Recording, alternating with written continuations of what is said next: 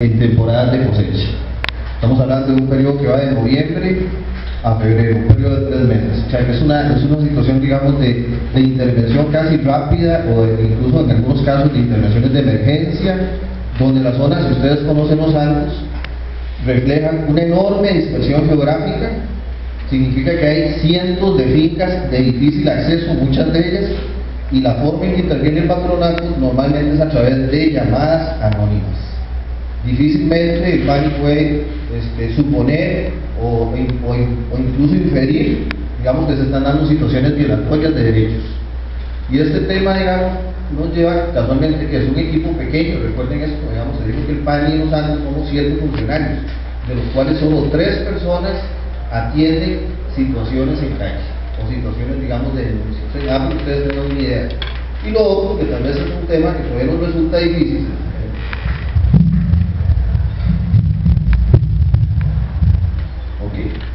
que resulta difícil, por ejemplo, es que si se movilizan, digamos, en unas cifras de la Dirección General de Migración y Extranjería, en esta última cosecha, por lo menos en esta última cosecha del 2012, del 2012 a 2013, hablamos de que una migración muy disminuida de la población no vehicular, que no llega ni a 7.000 personas, ¿verdad?, movilizándose, cuando en años anteriores llegaban hasta 14.000.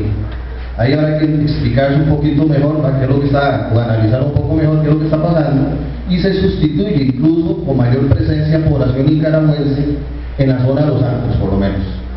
Ahí hay un tema que, como diría la compañera en algún momento, Dora, habrá que establecer un foro solo para discutir entre las instituciones. Por ejemplo, la Dirección General de Migración y Extranjería es fundamental que se encuentre en una discusión de esta naturaleza, la Dirección de Migración y Extranjería. Después el Ministerio de Trabajo, porque se han establecido acuerdos binacionales, de los cuales prácticamente ninguno se ha llegado a concretar en forma exitosa. O sea, se ha incluido en este tema, porque este es un tema, es como un tema de moda.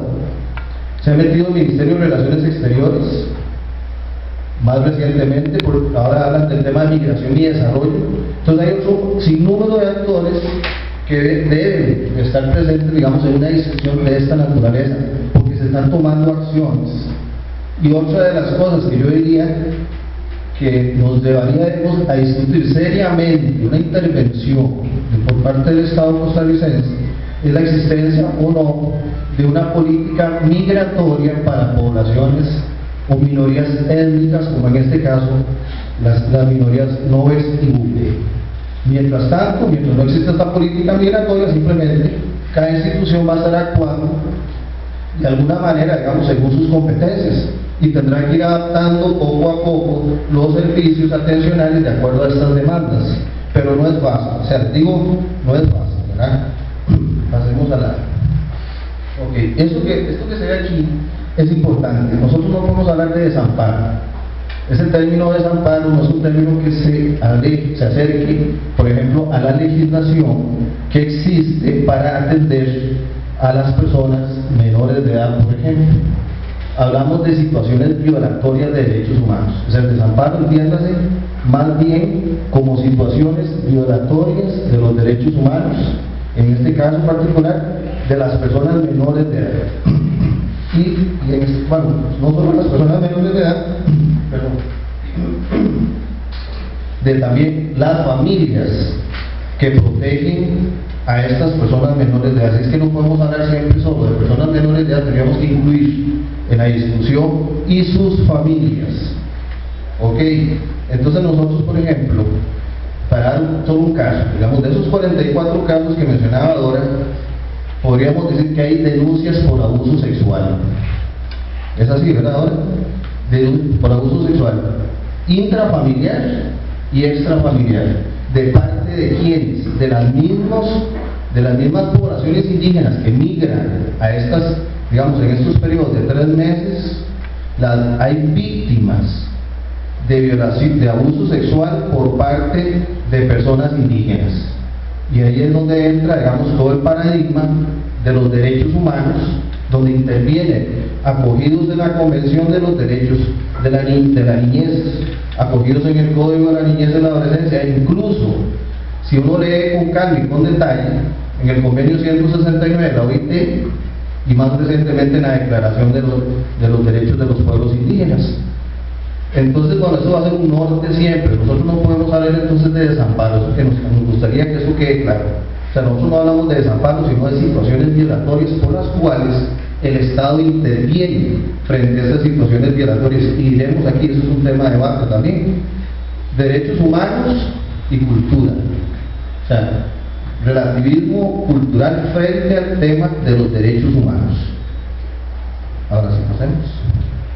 Bueno, en este proceso de ir entendiendo cómo interviene el Estado, y ya que el patronato, en este caso particular, en la zona de Los Santos, nace o se forma en el año 2005, nosotros entramos a participar de comisiones a partir del 2006, vemos la imperiosa necesidad de hacer intervenciones más integrales, lo que resulta no tan fácil, porque igual volvemos al mismo tema. ¿Cuántas instituciones están sensibilizadas, cuentan con los recursos técnicos, con la capacidad, digamos, de accionar y con el presupuesto apropiado para intervenir, que de pronto viene una avalancha de 11.000 personas y saturan todos los servicios de una comunidad relativamente pequeña? Digamos, en el caso de Los Santos, hablamos de hoy 38.000 habitantes, 40.000 habitantes, llegan 11.000 personas y, por ejemplo, si aquí estuviera el doctor Iván Pérez, diría digamos, el área de emergencias de la caja se satura y prácticamente se colapsa. Solo por dar un caso, digamos, de qué pasa cuando llegan 11.000 personas de golpe, ¿verdad?, en un periodo corto de tiempo, solicitando servicios. Y otra cosa que debiéramos de tomar en cuenta también en esto es que hay migraciones laborales temporarias, que son las que llegan en estos periodos de cosecha, y migraciones, digamos, laborales que terminan siendo residentes. Que ahí estamos hablando, según datos que también la Dirección General de Migración y Extranjería daba en algún momento, un censo que se hizo en el año 2010, de tal vez son datos aproximados, unas 700 personas. Hablamos de unas 200 familias que sí residen en forma permanente y que sí están, digamos, demandando servicios públicos. Y yo diría que para el caso de Los Santos, pareciera que a través de esta comisión que estuvo operando hasta el 2011, se han logrado brindar servicios, por ejemplo, de educación. Hoy ellos cuentan con una mujer indígena que está facilitando todo el proceso de la interculturalidad, están adaptando los programas.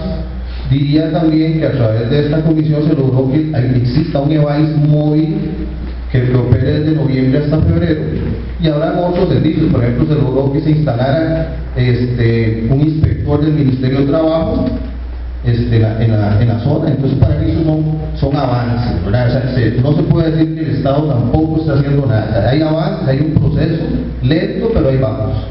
Pocos minutos. Ok. Bueno, si quieres vamos. Sí, ya. Tal vez te queda.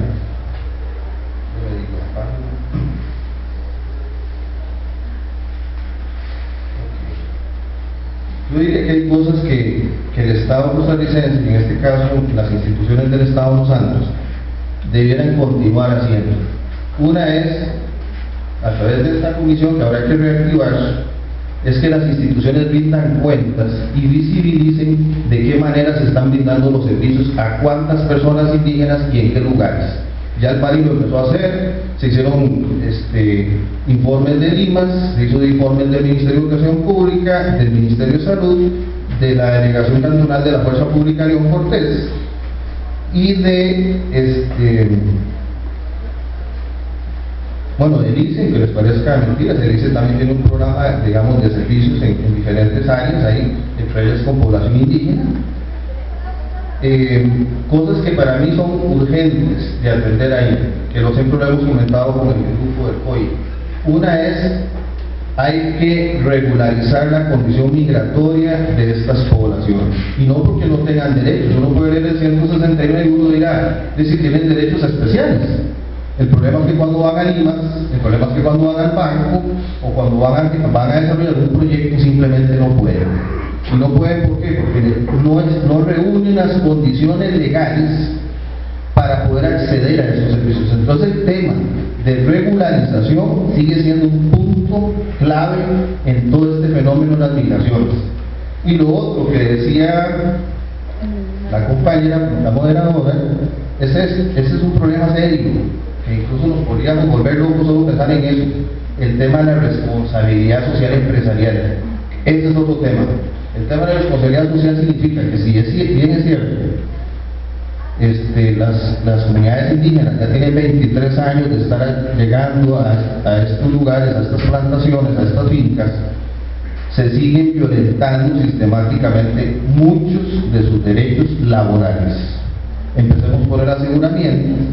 No se les reconoce, hoy día el café no reconoce, por ejemplo, la condición contractual obrero-patrón. Eso para que ustedes se den una idea. Y eso significa que si ellos empiezan a hablar en mercados internacionales de responsabilidad social, está muy lejos de serlo. Ese es otro tema que está ahí esperando ser discutido seriamente, y significa, por ejemplo, sentarse a conversar con las cooperativas de la zona. Y por último, ya para no quitar más tiempo, entonces decía, documentar el tema de responsabilidad social empresarial, y para el caso del PANI, y que en realidad debería ser un problema de todos los que vivimos en Costa Rica, el tema del trabajo infantil. Obviamente existe el trabajo infantil. Sabemos que hay niños muy pequeños de primera infancia que ya no están asistiendo porque el PANI ha venido ejerciendo presión, pero entonces da esa doble condición. Si no pueden ir a trabajar a las fincas, si no pueden ir a trabajar en las fincas, entonces estos niños quedan bajo llave, encantados en los baches. Y de ahí que el PANI haya tenido que estar interviniendo, por ejemplo, casos de niños que se encuentran solos en baches, y estamos hablando de niños de 2 años, de 3 años, ¿verdad? Y si el trabajo infantil se regula, significa que tendríamos que tener prácticamente como lugares de asistencia donde los niños puedan llegar ahí, tipo guarderías, donde haya mujeres indígenas resguardándolos, ¿verdad? Cosa que es difícil, porque recuerden, insisto en eso, la zona de los Altos no es que tengamos 15 fincas enormes, sino que tenemos cientos de fincas o microfincas distribuidas a lo largo de un territorio enorme, y por ejemplo el concepto de crear una guardería de atención a esos niños de primera infancia es casi imposible. Ahí concluyo. Muchísimas gracias. ¿Dudas?